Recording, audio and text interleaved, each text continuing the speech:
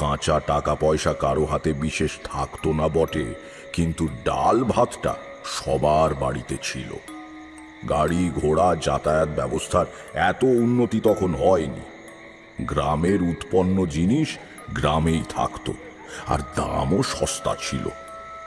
জিজ্ঞেস করলাম, তা এই গ্রামের নামটা কি হে? আগে খোলছে পোতা। আর তোমার নাম? আমার নাম আমার নাম সিদ্ধেশ্বর, সিদ্ধেশ্বর কুণ্ডু। আমরা কলু। আপনি দয়া করে যখন থাকতে রাজি হয়েছেন, আপনাকে কিন্তু নিজের রান্নাটা করে নিতে হবে।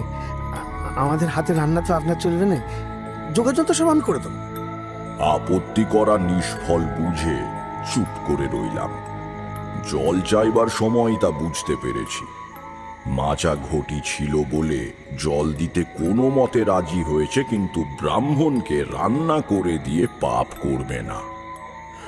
তখনকার দিনে দেশ গাঁয়ে এসব মানামানির ব্যাপার খুব ছিল, এখনো কিছু কিছু আছে। আমি কোনোদিনই মানতাম না, এখনো মানি না। বললাম, যা ভালো বোঝো করো, তবে আমার আপত্তি ছিল না, মনে রেখো। সিদ্ধেশ্বর বলল, আমার দোকান বন্ধ করতে আরো ঘন্টাখানেক দেরি আছে কর্তা। আপনি ততক্ষণে বসে একটু মুড়ি বাতাসা খেতে খেতে গল্প করুন। তার আতিথেয় তার স্রোতে আমার আপত্তি আবার ভেসে গেল। ছোট একটা বেতের ধামিতে করে সে আমাকে আউশ ধানের মোটা লাল মুড়ি আর অনেকগুলো বাতাসা খেতে দিল। বসে বসে মুড়ি খাচ্ছি আর তার সঙ্গে গল্প করছি। মাঝে মাঝে দু একজন খদ্দের সামান্য সওদা করতে আসছে, তাদের কথাও শুনছি। সব মিলিয়ে ভারী সুন্দর বাংলাদেশের গ্রামের ছবি। শহরে বাস করতে আর ভালো লাগে না হে, নেহাত উপায় নেই তাই থাকা। এই যে মুড়ির কথা বললাম, কতদিন অমন লাল লাল গোল গোল মুড়ি খাই না। আহা, সে স্বাদই ছিল আলাদা। নিজেদের দেশের অনেক ভালো জিনিস আমরা হারিয়ে ফেললাম, বুঝলে। ঠিক এই সময় একটা ঘটনা ঘটল, যাতে দোকানি সিদ্ধেশ্বরকে আমার ভারী ভালো লেগে গেল। মুড়ি তখন প্রায় শেষ হয়ে এসেছে। এমন সময় একটা বাচ্চা বছর 10-এর মেয়ে এসে দাঁড়ালো। তার পরনে কম দামি মোটা একটা ডুরে শাড়ি, হাতে একখানা কাঁসার বাটি। তাকে দেখে সিদ্ধেশ্বর বলল, কিরে কমলি, কি চাই? মেয়েটি দ্বিধা জড়িত স্বরে বলল, মা পাঠালো তেল নুন আর মটর ডাল নেওয়ার জন্য। পয়সা এনেছিস? কমলি চুপ করে দাঁড়িয়ে রইল। সিদ্ধেশ্বর আবার জিজ্ঞেস করলো, কিরে, পয়সা এনেছিস? না সিধু কাকু, জানেন তো বাবা এখনো ফেরেনি, তাই মা বলল। তোর বাবা এখন কোথায়, কবে ফিরবে? বাবা কলকাতায়, মা ঠিকানা জানে না, তাই চিঠি দিতে পারছে না। কমলি মাথা নিচু করে রইল। তারপর একবার আর চোখে আমার দিকে তাকিয়ে আস্তে আস্তে ফেরবার পথ ধরল। পেছন থেকে সিদ্ধেশ্বর ডাকলো, এই শোন, কোথায় যাচ্ছিস? এদিকে আয়। জিনিস নিবি না? মা পয়সা দেয়নি যে। ঠিক আছে, নিয়ে যা। এতদিন পয়সাই যখন জমেছে, তখন এটুকুতে আর কি হবে? বাড়িতে চাল আছে? আজকে রাত্রিরের মতো আছে। কালকের নেই? না। তাহলে চাল নিচ্ছিস না যে? দাঁড়া, 5-এর চালও দিয়ে দিচ্ছি, নিয়ে যেতে পারবি? খুকি ঘাড় হেলিয়ে জানালো সে পারবে। সিদ্ধেশ্বর জিনিস মাপছে, আর আমি তার দিকে ভরা মন নিয়ে তাকিয়ে রয়েছি।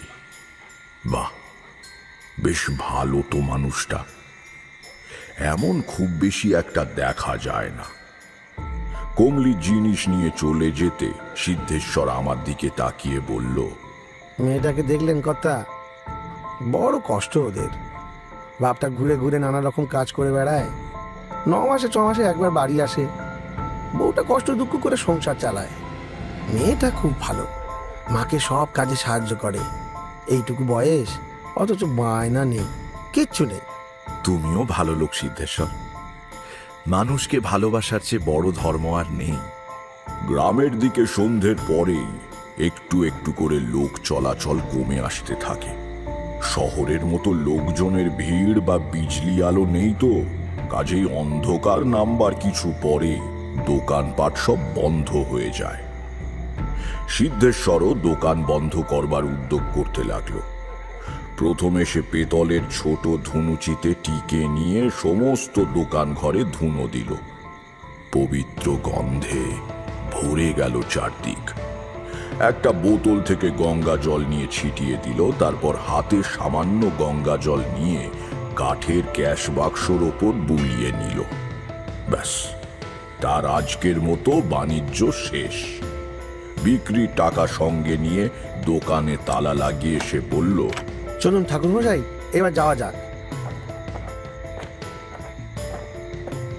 গ্রামে ঢুকেই পথের বাঁদিকে একটু গাছপালা ঘেরা জায়গায় সিদ্ধেশ্বরের বাড়ি। খড়ের ছাউনি, মাটির দেয়াল, কিন্তু খুব পরিচ্ছন্ন। বড় বড় 4-5খানা ঘর, মাঝখানে উঠোন, তুলসী মঞ্চ। উঠোনের একদিকে ছোট একটা ধানের গোলা। গোলার পাশে গোয়ালে দুটো গরুও রয়েছে দেখলাম। পল্লীগ্রামের মোটামুটি সম্পন্ন গৃহস্থালির রূপ। বাড়িতে ঢুকেই উঠোনের প্রান্তে একখানা মাঝারি খড়ে ছাওয়া চালা, সামনে দাওয়া। বুঝলাম সেটি চণ্ডী মণ্ডপ হিসেবে ব্যবহৃত হয়। সিদ্ধেশ্বর সেখানেই আমার থাকার ব্যবস্থা করে দিল। তার বাড়ির সকলে ভারী অতিথি বৎসল। খবর পেয়ে একে একে এসে আমাকে প্রণাম করে গেল। উঠোনের পাতকুয়ো থেকে জল নিয়ে হাত মুখ ধুয়ে শান্ত হয়ে বসলাম। একটু পরে সিদ্ধেশ্বরও এসে বসল।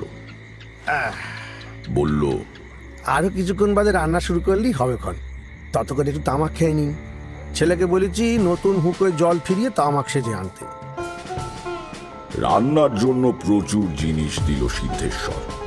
সরু আমন ধানের চাল, আলু, মটর ডাল, গাওয়া ঘি, বাড়ির গরুর দুধ 1 ঘটি। সব শেষে সে এনে হাজির করলো একখানা 1.5 ওজনের রুই মাছ। আমি অবাক হয়ে বললাম, আচ্ছা লোক তো তুমি, এত কি একজন মানুষ খেতে পারে? এ কি কাণ্ড! সিদ্ধেশ্বর বিনয়ী গলায় বলল, ঠাকুরমশাই, ঠিক করেছি আজ আমরা আপনার প্রসাদ পাবো। মাছ এক্ষুনি কুটে দেওয়া হচ্ছে। আমার ছেলের বউ বাদনা বেটে দেবে। মাছটা রান্না করুন। বাড়ির সকলের ইচ্ছে আপনার হাতে রান্না খাবে। রান্না করবার সময় সিদ্ধেশ্বর কাছে বসে গল্প করতে লাগলো। খুব খারাপ অবস্থা, আর গা কেরামের অবস্থা সে হাতে খাবে। গ্রামের বাইরে কোথাও শেয়ালের দল ডাকছে। এখনো সেসব কথা মনে পড়লে বুক হু হু করে। কতদিন গ্রামের সেই রূপ দেখি না। মানুষের আসল জীবন পল্লী গ্রামেই রয়েছে, বুঝলে। শহরে কেবল জীবিকার জন্য থাকা ভালো লাগে না, তবু মেনে নিতে হয়। তামাক খাওয়া শেষ করে ভাত চাপিয়ে দিলাম। পরিষ্কার কাপড়ে বেঁধে মটর ডাল ভাতের মধ্যে ছেড়ে দিয়েছি। বাড়ির মধ্যে থেকে মেয়েরা মাছ কুটে একটা কাঁশিতে করে পাঠিয়ে দিল, সঙ্গে বাটনা। আপনাকে কি আর বলি ঠাকুরমশাই, আপনি তো সবই জানেন গ্রামের মানুষ। গত বছর ঝড় জল হয় রে। সিদ্ধেশ্বর নানান গল্প করছে। ওই চাষবাসের অবস্থা, গত বছর ভালো বৃষ্টি হয়নি, দ্রব্যমূল্য বৃদ্ধি ইত্যাদি ইত্যাদি। কিন্তু আমি লক্ষ্য করলাম এসব কথায় তার যেন ঠিক মন নেই। কোনো একটা কিছু সে যেন বলতে চায়, কিন্তু সিদ্ধান্ত নিয়ে উঠতে পারছে না। আমি শেষ পর্যন্ত নিজেই বললাম, কি ব্যাপার বলো তো সিদ্ধেশ্বর? তোমাকে দেখে মনে হচ্ছে তুমি আমাকে কিছু বলতে চাও। যদি তাই হয় তাহলে নিঃসংকোচে বলো। মনের ভেতর কোনো কথা লুকিয়ে থাকলে সেটা না বলে ফেলা পর্যন্ত মানুষের ভারী অস্বস্তি হয়। আমার কথা শুনে সিদ্ধেশ্বর যেন স্বস্তির নিঃশ্বাস ফেলে বাঁচল। সে বলল, ঠিক বলেছেন ঠাকুরমশাই। একটা জিনিস আজ কদিন হলো মনের মধ্যে খালি ঘুরপাক খাচ্ছে। কাউকে বলতেও পারছি না। কেন কাউকে বলতে পারছো না কেন? সে একটা অদ্ভুত ব্যাপার ঠাকুরমশাই। লোকে শুনলে হয়তো পাগল হয়েছি মনে করে খেয়া পাবে। কিছু মনে করবেন না, আজ আপনাকে এখানে নিয়ে আসার পেছনে আমার একটু স্বার্থও আছে। আপনি সাধক সন্ন্যাসী মানুষ, ভাবলাম আপনি হয়তো আমার সংসারে একটা সুরাহা করতে পারবেন। কথা বলতে বলতে হঠাৎ থেমে গিয়ে সিদ্ধেশ্বর আমার পেছন দিকে তাকিয়ে রইল। তার চোখে ভীতি ও বিস্ময় মেশানো কেমন এক দৃষ্টি। আমি একটু অবাক হয়ে একবার পেছন ফিরে তাকালাম। না, কিছু নেই তো। তাহলে কি দেখছে সিদ্ধেশ্বর? কি হলো? কি দেখছো ওদিকে? আমার দিকে তাকিয়ে সিদ্ধেশ্বর বলল, আপনি কিছু দেখতে পেলেন না? না, কি দেখতে পাবো? কি ব্যাপার বলো তো? পরে বলছি সব। আগে আপনি রান্না বান্না সেরে খেয়ে নিন। ভেতর বাড়ির পাট চুকে গেলে আমি আপনার কাছে এসে বসবো, তখন সব বলবো। কৌতূহল চেপে রেখে রান্নায় মন দিলাম। পথে পথে একা ঘুরতে হয়, রান্নাটা মন্দ শিখিনি। নিজেও খেতে ভালোবাসি। ভোজন রসিক না হলে ভালো রান্না করা যায় না। নিজের জন্য কিছু মাছ রেখে বাকিটা বাড়ির ভেতর পাঠিয়ে দিলাম। খাওয়া দাওয়ার পর এক ছিলিম তামাক সেজে বসেছি, এমন সময় সিদ্ধেশ্বর এসে কাছে বসলো। বলল, ভেতরে মেয়েরা আপনার রান্নার খুব প্রশংসা করছে ঠাকুরমশাই। কোথায় শিখলেন এমন রান্না? পথে কাটানো জীবন শিখিয়েছে। কিছুক্ষণ তামাকে টান দিয়ে বললাম, এবার বলো কি বলবে। শুনছেন গপ্পমীরে ঠেকের আজকের গপ্প, তারাদাস বন্দ্যোপাধ্যায়ের লেখা পঞ্চম মুন্ডির আসন। এখনো যদি ঠেকে সাবস্ক্রাইব না করে থাকেন তাহলে কিন্তু ঠকবেন। Subscribe to my official channel and do not forget to click on the bell icon for notifications. তাহলে বাকিটা শোনা যাক।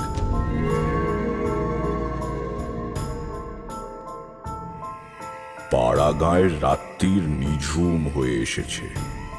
মৃদু হাওয়ায় কাঁপছে কেরোসিনের ডিবের শিখা। এক ধরনের রহস্যময় পরিবেশ তৈরি হয়েছে চারিদিকে। তারই মধ্যে সিদ্ধেশ্বর বলল, সমস্ত কিছু শুরু আজ থেকে মাসখানেক আগে। গ্রামের হরিসভায় সারা রাত সংকীর্তন ছিল। বাড়ির সবাই শুনতে গিয়েছে। তাদের ফিরতে বেশি রাত হবে। আমি দোকান বন্ধ করে বাড়ি এসে খাওয়া দাওয়া সেরে এই চালাটার নিচে এসে বসেছি। তখন রাত 9টা হবে। হঠাৎ মনে হলো ওই বেড়ার ধারে গাবতলাটায় কি যেন নড়ছে। ওখানে একটু ঝোপঝাড় মতো রয়েছে, দেখছেন তো? অন্ধকারে প্রথমে বুঝতে পারিনি, ভেবেছিলাম গোয়াল থেকে নতুন বাছুরটা বোধহয় ছাড়া পেয়ে বেরিয়ে গিয়েছে। পরে দেখি তা নয়, একটা শিয়াল। শেয়াল? বেড়ার বাইরে? আগে না, ভেতরে। সেটাও আশ্চর্য ব্যাপার। শিয়াল মানুষজনের সাড়া পেলেই পালায়। লোকজন রয়েছে দেখলে ধারে কাছে ঘেঁষে না। কিন্তু এই জানোয়ারটা ঘেঁটু আর কালকা সন্ধ্যের ঝোপ ঠেলে বেরিয়ে এসে আমার দিকে তাকিয়ে ঠায় দাঁড়িয়ে রইল। আমি মুখে হুস হুস শব্দ করে কয়েকবার তাড়া দিলাম। জন্তুটা তাতে একটুও চমকালো না। আমিও তাকিয়ে আছি, সেও তাকিয়ে আছে। কিছুক্ষণ বাদে সে আপনি পেছন ফিরে আবার ঝোপের ভেতর মিলিয়ে গেল। সিদ্ধেশ্বর থামতে আমি বললাম, শেয়াল সাধারণত মানুষ দেখলেই পালায় বা বাড়ির উঠোনের মধ্যে ঢোকে না, কিন্তু একটা সাহসী শেয়াল তো চলেও আসতে পারে। তাতে অবাক হওয়ার কি আছে? শুধু এই নয়, আরো ব্যাপার আছে ঠাকুরমশাই। শুনুন বলছি। কেবল ওই একদিন না, শেয়ালটা পরপর 4-5 দিন এলো। তাতেও আমি ভয় পেতাম না, কিন্তু শেষ দিন একটা অদ্ভুত ঘটনা ঘটলো। আগে থেকেই সেদিন কয়েকটা ঢিল জোগাড় করে হাতের কাছে রেখেছিলাম। প্রাণীটা আসতেই একটা ঢিল নিয়ে তার দিকে ছুঁড়ে মারলাম। প্রথমটা লাগলো না, দ্বিতীয়টা বলে বিশ্বাস করবেন না, শেয়ালটা শরীরের ভেতর দিয়ে সোজা গলে গেল। কোনো কিছুতেই ঠেকলো না। সিদ্ধেশ্বর চুপ করল। দেখলাম তার চোখে মুখে ভীতির ভাব ফুটে উঠেছে। আমিও তখন একটা অপ্রাকৃত রহস্যের ঘ্রাণ পেয়েছি। বললাম, তুমি ভুল করনি তো? হয়তো তোমার ছোঁড়া ঢিল গায়ে না লেগে পাশ দিয়ে বেরিয়ে গিয়েছে। না ঠাকুরমশাই, আমার ভুল হয়নি। আমার সব কথা শুনে নিন, তাহলে বুঝতে পারবেন। আমিও প্রথমে তাই ভেবেছিলাম, কিন্তু পরপর 2-3টে ঢিল ওই রকমভাবে শিয়ালের শরীর ফুঁড়ে বেরিয়ে যাওয়াতে আমি একটু ভয় পেয়ে গেলাম। যাই হোক, পরদিন সকাল থেকে কাজের চাপে ব্যাপারটা আর মনে রইল না। তাছাড়া দিনের আলোয় ভয় থাকে না। পরের দিন রাত্রিরে খাবার পরে বেশ তৈরি হয়ে বসেছিলাম যদি শিয়ালটা আবার আসে, কিন্তু না, অনেকক্ষণ বসে রইলাম, একটা সাপ ছাড়া কিছুই দেখলাম না। সাপ দেখলে? কি সাপ? আমার গলার স্বরে একটু অবাক হয়ে তাকালো সিদ্ধেশ্বর। বলল, কি সাপ ঠিক বলতে পারবো না ঠাকুরমশাই, জায়গাটায় তো আলো নেই, তবে বেশ মোটা। আচ্ছা, বলো তারপর কি হলো? তারপরে 3 রাত আবার কিছু দেখলাম না, কিন্তু খাওয়ার পর এইখানে বসে তাকিয়ে থাকা আমার যেন কেমন অভ্যেস হয়ে গেল। বাড়িতে অবশ্য কিছুই বলিনি। তারপর একদিন রাত্রিরে গাব গাছের নিচে ঝোপ জঙ্গল খুব জোরে জোরে নড়ে উঠল, যেন বড় ধরনের কোনো প্রাণী তার ভেতর দিয়ে আসছে। ভয়ে পেয়ে উঠে বাড়ির ভেতরে চলে যাব কিনা ভাবছি, এমন সময় ভাট বনের ভেতর থেকে একটা ষাঁড় বেরিয়ে এলো। ভাবুন ঠাকুর মশাই, বাড়ি বেড়া দিয়ে ঘেরা, বেড়ার আগুন আমি নিজের হাতে বন্ধ করেছি, তাহলে ষাঁড়টা ঢুকলো কোথা দিয়ে? আগের মতন শিয়াল বা সাপ নয় যে বেড়ার ফাঁক দিয়ে গলে আসবে। আমার খুব রাগ হয়ে গেল জানেন। ওই দেওয়ালের গায়ে হেলান দিয়ে রাখা লাঠিটা নিয়ে তাড়া করে যাবো বলে উঠে দাঁড়াতেই ষাঁড়টা পিছু হেঁটে ছোপের মধ্যে মিলিয়ে গেল। সঙ্গে সঙ্গে সেখানে গিয়ে দেখি কোথাও কিছু নেই, বেড়াও ভাঙা নয়, কিচ্ছু নয়। ওই অত বড় প্রাণীটা কি বাতাসে মিলিয়ে গেল। আমি ততক্ষণে ব্যাপারটা কিছু কিছু বুঝতে শুরু করেছি। হুগলিতে গঙ্গার ধারের একটা শ্মশানে একবার এক তান্ত্রিক সন্ন্যাসী আমাকে এই রকম একটা ঘটনা শুনিয়েছিল। পরে পড়াশুনো করতে গিয়ে তন্ত্রশাস্ত্রের পুঁথিতেও এর উল্লেখ পেয়েছি। বললাম, তারপরে কুকুরটাকে কবে দেখলে? কুকুরটাকে এই 2 দিন পর। হঠাৎ থেমে গিয়ে সে অবাক চোখে তাকিয়ে বলল, কিন্তু আপনি কি করে জানলেন কুকুরের কথা? সত্যি বলুন তো, আপনি কি কিছু বুঝতে পেরেছেন? পরে বলছি, আগে তোমার কথা শেষ করো। আর বেশি কিছু নেই। একই রকম ভাবে একদিন একটা কুকুর দেখলাম। মনটা বড় কু গাইছে ঠাকুর মশাই, বিশেষ করে আজ। জানতাম সিদ্ধেশ্বর কি বলবে, তবু জিজ্ঞেস করলাম, আজ আবার কি হলো? আজ একটু আগে আপনার পেছন দিকে তাকানো না ঠাকুর মশাই, দেখলাম সেই একই জায়গায় আবছা মতো একটা মানুষের চেহারা গাবতলায় দাঁড়িয়ে এদিকে তাকিয়ে আছে। আপনিও তো তাকালেন, কিন্তু কিছু দেখতে পেলেন না। তামাকের কলকেটা শেষ হয়ে গিয়েছিল। হুঁকো বৈঠকের ওপর নামিয়ে রেখে বললাম, এই বাড়িতে তুমি কতদিন আছো? এটা কি তোমার পৈতৃক বাড়ি? আগে না, আমার আদি বাড়ি এখান থেকে 15-16 মাইল দূরের গ্রাম আকাইপুরে। আমার অবস্থা বিশেষ ভালো ছিল না ঠাকুরমশাই। শ্বশুরমশাই মারা যাওয়ার পর জমি জমা সম্পত্তি ভাগ হবার সময় আমার বউ এই জমিটা পায়। আমিও এখানে বাড়ি তৈরি করে আকাইপুরের বাস তুলে চলে আসি। তার আগে এই জমিতে কি ছিল? কিচ্ছু ছিল না, ঝোপ জঙ্গলে ভরা খালি জমি পড়েছিল। একটু চুপ করে থেকে বললাম, তোমার ভয় নেই সিদ্ধেশ্বর? এখানে একটা অদ্ভুত ব্যাপার ঘটছে বটে, কিন্তু তাতে তোমার কোনো ক্ষতি হবে না। আমি সব ঝামেলা মিটিয়ে দিয়ে যাব, কিন্তু তার জন্য তোমার এখানে আমাকে 2-1 দিন থাকতে হবে। তোমার আপত্তি নেই তো? সিদ্ধেশ্বর হাত জোর করে বলল, আপনি কি বলছেন ঠাকুরমশাই, এ তো আমার সৌভাগ্য। আপনি যতদিন ইচ্ছে থাকুন, কিন্তু ব্যাপারটা কি বলুন তো? সব বলবো, আর একটু সময় দাও। আচ্ছা, তোমাদের গ্রামে খুব বুড়ো লোক কে আছে বলো তো? আমি একটু আলাপ করতে চাই। সিদ্ধেশ্বর একটু চিন্তা করে বলল, 2 জন তো আছেন খুব বুড়ো। একজন হলেন হরিজাটা, ওই হরিপদ ভট্টাচ, বামুন পাড়ায় থাকেন। বয়স প্রায় 90 হয়েছে, খুব একটা চলাফেরা করতে পারেন না। আর রয়েছে কানাই জেলে, সে আমাদের গ্রামের নদীতে খেয়া পারাপার করতো, মাছ ধরতো, এখন আর পারে না। তার ছেলে আজকাল খেয়া দেয়। কানাই জেলে নিজের বয়স বলে 102, সেটা বোধহয় ঠিক নয়, তবে তারও বয়স 90-এর ওপরেই হবে। কাল আপনাকে নিয়ে যাবো খন। তোমাকে যেতে হবে না, আমি নিজেই খুঁজে নেব খন। তোমার তো দোকান আছে, সে একদিন দেরি করে খুললেও চলবে। আপনি কি সকালে চা খান? অবাক হয়ে বললাম, তা খাই, কিন্তু গ্রামে কি তার ব্যবস্থা আছে? আছে ঠাকুরমশাই, আমার অন্য কোনো বিলাসিতা নেই, কিন্তু সকালে এক বাটি চা না হলে চলে না। আমি সব জোগাড় করে রাখি। আমাদের দিকে তাকিয়ে তারানাথ বলল, তোমরা ভাবছো বাড়িতে চায়ের ব্যবস্থা থাকা আবার এমন কি একটা ব্যাপার, কিন্তু আমি যে সময়ের কথা বলছি তখন গ্রামে তো দূরের কথা, শহরেও চা খাওয়ার চল তেমন শুরু হয়নি। সেদিক দিয়ে সিদ্ধেশ্বরকে খুব আধুনিক মানুষ বলতে হবে।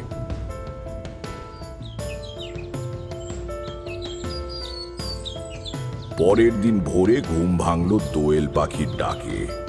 তখনও ভালো করে আলো ফোটেনি। চণ্ডী মণ্ডপের পাশে একটা ঝাঁকড়া ডুমুর গাছের ডালে বসে গান গাইছে পাখিটা। এখনো যেন কানে সেই মিষ্টি ডাক ভেসে আসছে। উঠোনের পাতকুয়োর জলে মুখ হাত ধুয়ে নিলাম। একটু পরেই সিদ্ধেশ্বর চা নিয়ে এলো। সে বেচারি ভেবেছে আমি সাধক সন্ন্যাসী মানুষ, আমাকে কি তাদের ব্যবহার করা পাত্রে চা দেওয়া উচিত হবে? গতকালও রাত্রিরে সে নতুন কলা পাতা কেটে এনে আর মাটির গেলাসে আমার খাওয়ার ব্যবস্থা করেছিল। আজ সকালে দেখি সে পাথরের বাটিতে করে চা নিয়ে এসেছে। হ্যাঁ, এই নিন চা। তুমি খাবে না? আপনি আগে খেয়ে নিন, আমি পরে ভেতরে গিয়ে খাচ্ছি। চা খাওয়া হলে আমরা দুজন বেরুলাম বামুন পাড়ার দিকে। জায়গাটা বেশি দূরে নয়। পাড়ায় ঢুকেই বাঁদিকে হরিপদ ভট্টাচার্যের বাড়ি। একজন অতি বৃদ্ধ মানুষ বাইরে রোয়াকে পাতা তক্তাপোষের ওপর বসেছিলেন। আমাদের দেখে চোখ কুঁচকে যেভাবে তাকালেন তাতে বুঝলাম আজকাল আর ভালো দেখতে পান না।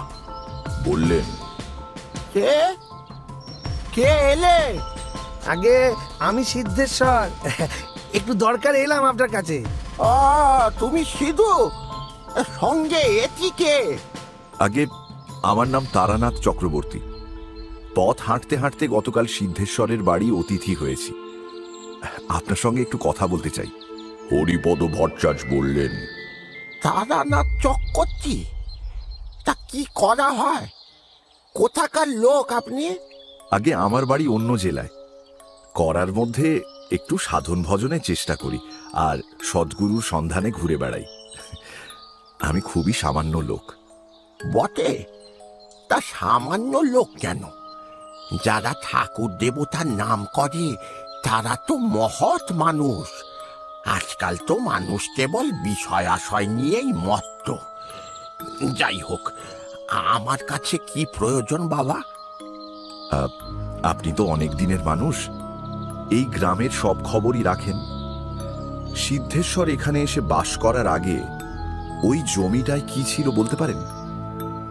হরিজাঠা বুড়ু কুঁচকে খানিকক্ষণ ভাবলেন, তারপর বললেন, ও জমিটা তো বরাবরই বন জঙ্গলে ভর্তি হয়ে পড়েছিল দেখেছি।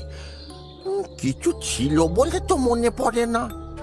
কেউ কখনো বাস করতো না ওখানে?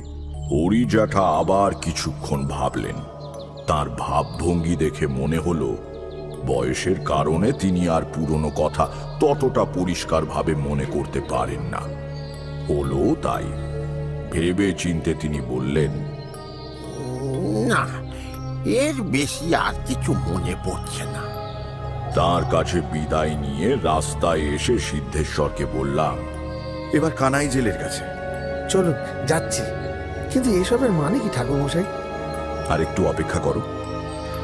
আবছা আবছা একটা জিনিস আন্দাজ করেছি, আর একটু খোঁজ খবর করি, তারপর আজ রাত্রিরে তোমার সঙ্গে কথা বলবো। কানাই জেলের বাড়িটা আমাকে দেখিয়ে তুমি গিয়ে দোকান খোলো। ঠিক আছে, আমি দুপুরে তাড়াতাড়ি ফিরে আপনার রান্নার ব্যবস্থা করে দেবো। কানাই জেলের কাছে সঠিক সংবাদ পাওয়া গেল। সে বোধ করি হরিপদ জ্যাঠার চাইতেও বুড়ো, কিন্তু তার স্মৃতি দেখলাম বেশ পরিষ্কার আছে। আলাপ হওয়ার পর জিজ্ঞেস করলাম, তোমার বয়স কত হলো কানাইদা? 100 পুরে গিয়ে আরো 2 কি 3 হবে। হিসেব তো আর রাখিনি বাবা ঠাকুর। তবে নদীতে খেয়া পারাপারের কাজ করেছি 7 বছর। এখন বুঝে দেখো। বলো কি কানাইদা? তবে না তো কি, নৌকাও চালাতাম, আবার মাছও ধরতাম। আমাদের গায়ের নদীতে কত রকম মাছ ওঠে, মৃগেল, কালবোস, সরপুটি। এই বড় বড় ছটকালো চিংড়ি পেলেই বামুন পাড়ায় গিয়ে বাড়ি বাড়ি দিয়ে আসতাম। একবার হলো কি, বুড়ো মানুষদের কথা হঠাৎ থামতে চায় না। আমাকে দেখে তো বোঝই। তা খানিক বাদে একটু ফাঁক পেয়ে জিজ্ঞেস করলাম, আচ্ছা কানাইদা, হ্যাঁ, তোমার তো পুরনো কথা মনে আছে দেখছি। বলতে পারো সিদ্ধেশ্বর যেখানে বাড়ি করেছে সেখানে আগে কি ছিল?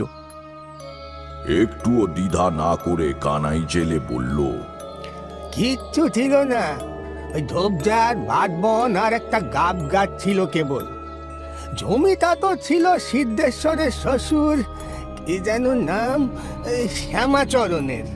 শ্যামাচরণ মারা যাবার পর ওটা পায় সিদ্ধেশ্বরের বউ তরুলতা। তারাও অনেকদিন জমি ফেলে রেখেছিল।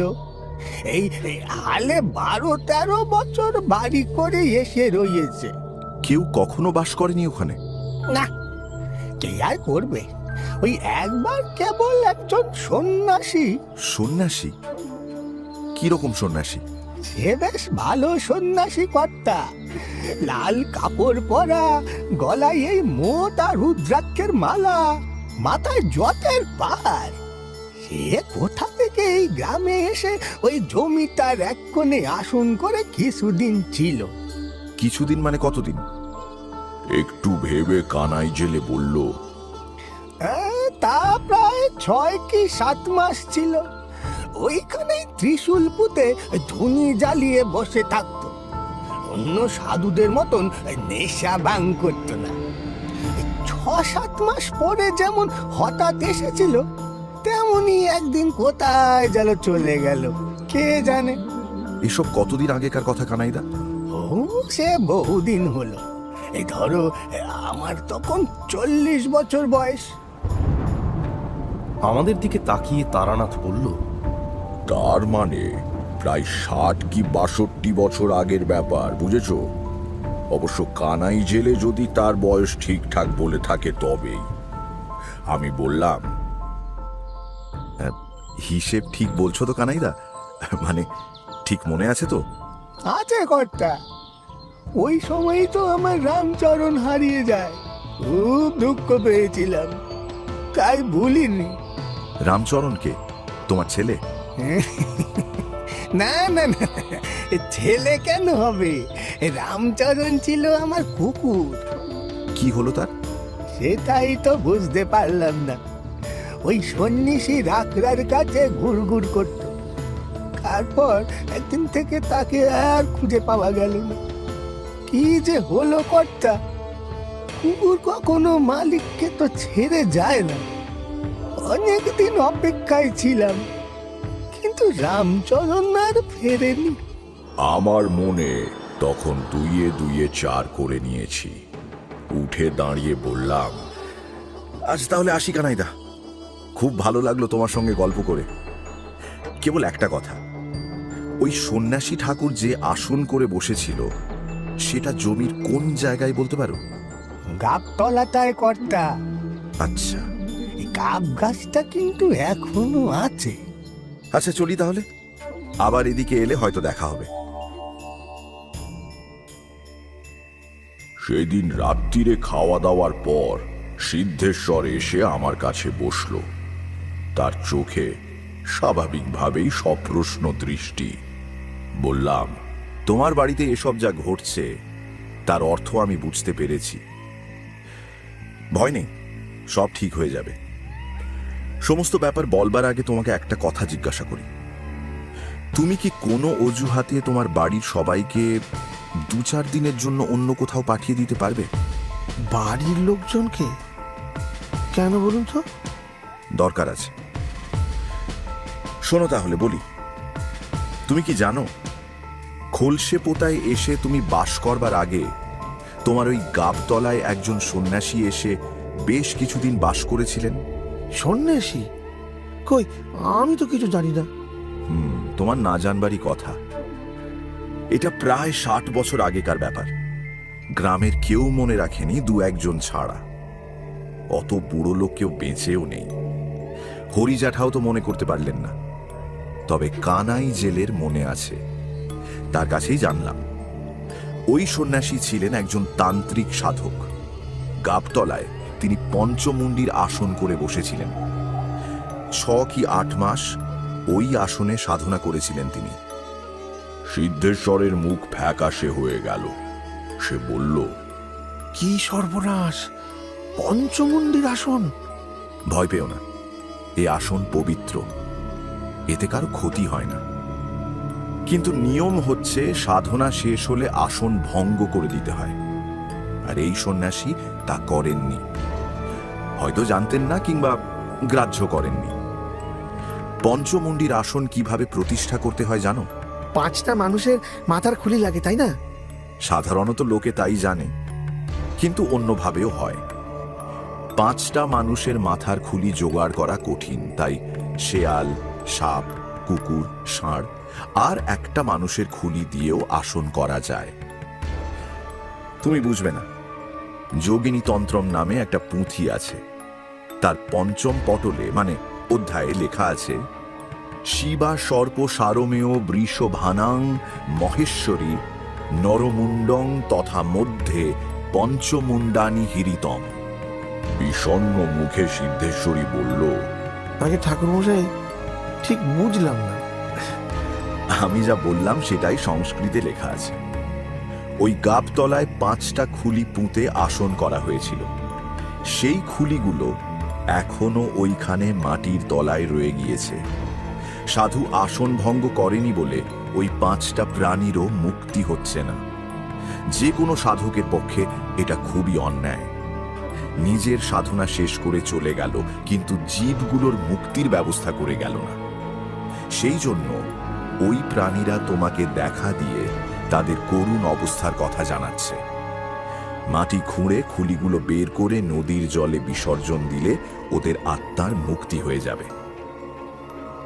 বিস্ময়ে সিদ্ধেশ্বরের চোখ গোল হয়ে উঠেছে।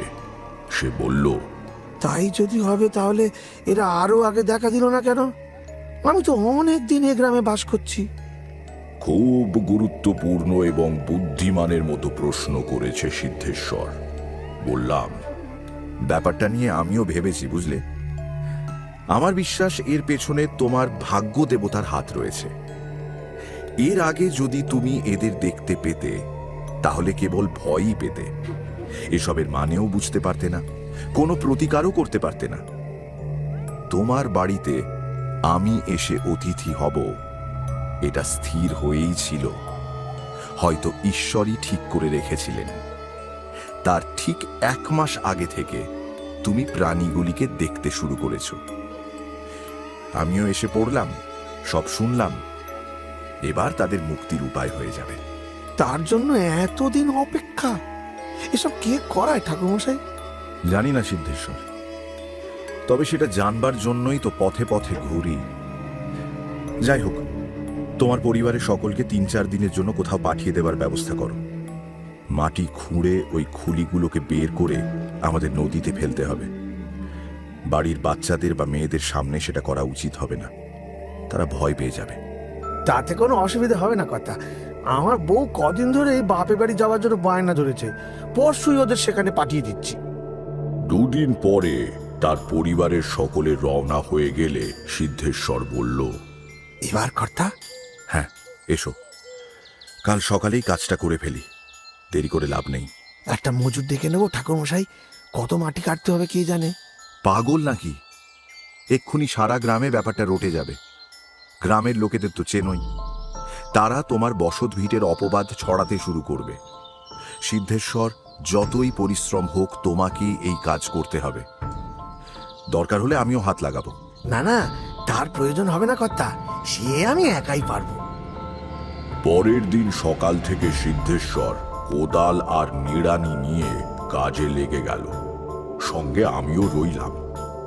সত্যি কথা বলতে কি, মনে একটু আশঙ্কাও হচ্ছিল। যদি আমার আন্দাজ ঠিক না হয়, যদি আমি ভুল করে থাকি। প্রথমে নিড়ানি দিয়ে ঝোপ জঙ্গল পরিষ্কার করে মাটি খোঁড়া শুরু হলো। আমার আশঙ্কা অবশ্য স্থায়ী হবার সুযোগ পেল না। একটু খুঁড়তেই প্রথম খুলিটা বেরিয়ে এলো কুকুরের। অকারণে বেশি শ্রম করে লাভ নেই। আসনের একটা সম্ভাব্য আকৃতি অনুমান করে সিদ্ধেশ্বরকে কাটতে বললাম। এবার বেরুলো ষাঁড়, তারপর শেয়াল আর সাপের মুন্ড। সাপটা নিয়েই একটু ঝামেলা হলো। ছোট জিনিস তো, কোথায় কিভাবে ছিল কে জানে। যাই হোক, শেষ অবধি সেটা খুঁজে পাওয়া গেল। আর আসনের ঠিক মাঝখান থেকে উঠে এলো একটা নরকরটি। কাজ শেষ। সিদ্ধেশ্বরকে বললাম গর্তগুলো বুঝিয়ে দিতে। খুলিগুলোকে একটা চটের বস্তায় ভরে রাখা হলো। দাওয়ায় এসে বসে এক ছিলিম তামাক ধরালাম। কোদাল নিড়ানি রেখে সিদ্ধেশ্বর কাছে এসে বসে গামছা দিয়ে মুখ মুছে বলল, এবার এগুলো নিয়ে কি করা যায় কর্তা? মাঠের দিকে কোথাও নিয়ে গিয়ে পুঁতে দেবো? দূর পাগল, এক জায়গায় মাটির তলা থেকে তুলে অন্য জায়গায় পুঁতে দিলে তো সেই একই ব্যাপার হবে। কেবল জায়গা বদল হবে মাত্র, বদ্ধ আত্মার মুক্তি হবে না। তাহলে ওগুলোকে থলে শুদ্ধ নদীতে গিয়ে ফেলতে হবে। তার আগে মন্ত্র পড়ে আমি জিনিসগুলোকে নিষ্ক্রিয় করে দেব, যাতে ওই আত্মারা আর ফিরে না আসতে পারে। আচ্ছা সিদ্ধেশ্বর, কানাই জেলের ছেলেকে আজ বিকেলের দিকে একটু পাওয়া যাবে? কিছুক্ষণের জন্য তার নৌকোটা আমাদের চাই। সে অসুবিধা হবে না, আমি এখনই গিয়ে বলে আসছি। কিন্তু কেন কর্তা? বুঝলে না, করটি শুদ্ধ থলেটা নদীর পাড়ের কাছে ফেলা চলবে না। তোমাদের নদীতে খুব বেশি স্রোত খেলে না। ওটা যেখানে ফেলা হবে সেখানেই থেকে যাওয়ার সম্ভাবনা। অন্তত কয়েকদিন তো থাকবে বটেই। স্নান করতে নামলে লোকের পায়ে লাগবে, নানা রকম কথা রটবে। গ্রামের দু একজন আজ আমাদের খোঁড়াখুড়ি করতে দেখেছে। কে কোথা দিয়ে কি আন্দাজ করে তা ঠিক কি? তার চাইতে নৌকো করে ঘাট থেকে কিছু দূরে গিয়ে নদীর মাঝখানে বিসর্জন দেওয়া ভালো। কানাই জেলের ছেলে যে দেখবে, তাকে আমি বলবো আজ তোমাদের বাড়ি আমি সস্তায়ন করেছি, সেই পুজোর জিনিসপত্র ফেলা হলো। থলে না ফেলে আলাদা কাপড়ে জড়িয়ে নেব ক্ষণ। সিদ্ধেশ্বর নৌকো ঠিক করে এলো। তাকে বললাম, আজ আমরা রান্না করব না। চিঁড়ে, দই, কলা আর সন্দেশ পাওয়া যাবে তো? খুব পাওয়া যাবে, আমি এখনই নিয়ে আসছি। দাঁড়াও, আগে যেও না। ওই পথে আরেকটা কাজ করে এসো। কমলিদের সঙ্গে তোমার সম্পর্ক কি রকম? তুমি কোনো অনুরোধ করলে রাখবে? সিদ্ধেশ্বর একটু অবাক হয়ে বলল, কমলি আমাদের গ্রামে, যাকে সেদিন আমার দোকানে দেখেছেন? খুব ভালো সম্পর্ক। ওর বাবা বাড়ি না থাকলে আমি ওদের দেখাশোনা করি বলে কমলির মা আমাকে খুব মানে। কেন কথা? কমলির মাকে বলে এসো আজ বিকেলে অল্প কিছুক্ষণের জন্য যেন মেয়েকে পাঠিয়ে দেয়। বলো যে দুপুরে তোমার বাড়ি একটা পুজো হয়েছে, তার জিনিসপত্র কোনো বাচ্চা মেয়েকে দিয়ে নদীতে ফেলতে হবে, তাই ওকে একটু চাই। আমাদের দিকে তাকিয়ে তারানাথ বলল, এটা কেন করলাম জানো? বদ্ধ জীবাত্মাকে মুক্তি দেওয়া মহাপুণ্য কর্ম। যে করে তার সব দিক দিয়ে খুব উন্নতি হয়। তাই ভাবলাম কমলিদের খারাপ অবস্থা যাচ্ছে, দেখি না যদি ওদের কিছু মঙ্গল হয়। কমলির মা সরলা গ্রাম্য বধূ। সে কোনো প্রশ্ন না তুলে মেয়েকে পাঠিয়ে দিল। নৌকো ছিল গ্রামের ঘাটে বাঁধা। সবাই মিলে নৌকোয় উঠলাম। চারদিকে বিকেলের শান্ত পরিবেশ, নদীর জলে সামান্য স্রোতের টান।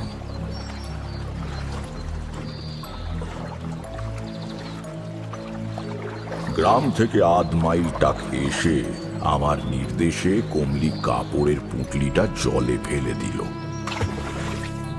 মনে মনে বললাম, পুণ্যের কাজ করলে সুখী হও মা। পরের দিনই আমি আবার পথে বেরিয়ে পড়ি। বহুদিন আর খোলসে পোতা বা সিদ্ধেশ্বরের খবর রাখতাম না। 8-10 বছর পরে একবার বড় বাজারের পথে সিদ্ধেশ্বরের সঙ্গে দেখা। সে ব্যবসায় খুব উন্নতি করেছে, বড় গোলদারি দোকান করেছে গঞ্জের বাজারে। আমাকে প্রণাম করে বলল, ঠাকুরমশাই, সব আপনার দয়ায়। আর কোনোদিন সেসব দেখিনি ঠাকুরমশাই। কমলি কেমন আছে? তার কি খবর? সিদ্ধেশ্বর বলল, কমলির খবর খুব ভালো কর্তা। তার বাবা এখন একটা ব্যবসা করে, ভালো রোজগার। দেখতে দেখতে কেমন করে যেন উন্নতি করে ফেললো।